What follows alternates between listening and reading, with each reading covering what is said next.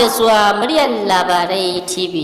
Idan yau ne farkon zuwan ku wannan tasha, muna so ku danna mana alamar subscribe sannan ku danna ƙararrawar sanarwa domin kasancewa da shirye-shiryenmu. Mun gode. Duniyar Facebook ta ɗau zafi bayan wani rubutu da shahararren marubucin nan Datta Asalafi ya wallafa.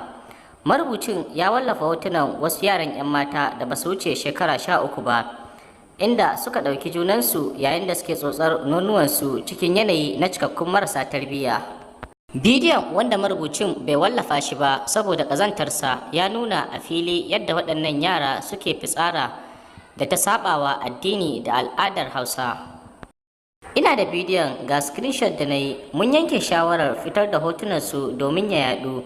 Wataƙila Allah ya taimake mu, iyayen yaran ko 'yan uwansu ko wani da ya san su ya gani domin a ɗauki matakin gaggawa a kansu. Yara ne ƙanana balagar fari, amma sun zama cikakkun 'yan maɗigo.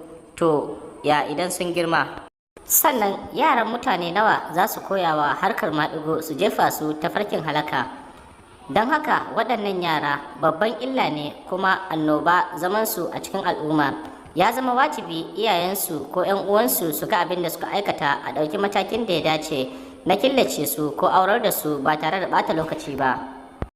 Fitar da fuskokinsu a dandalin sada zumunta shine hanya kadai da sakon da muke son isarwa zai isa domin a ɗauki mataki, sannan ya zama darasi, cewar Datta Asalafi. Marubucin daga ƙarshe ya bayar da adireshinsa na imel domin tuntuɓa ko Allah zai sa iyayen waɗannan yara su gani su kuma su ɗau matakin da ya kamata.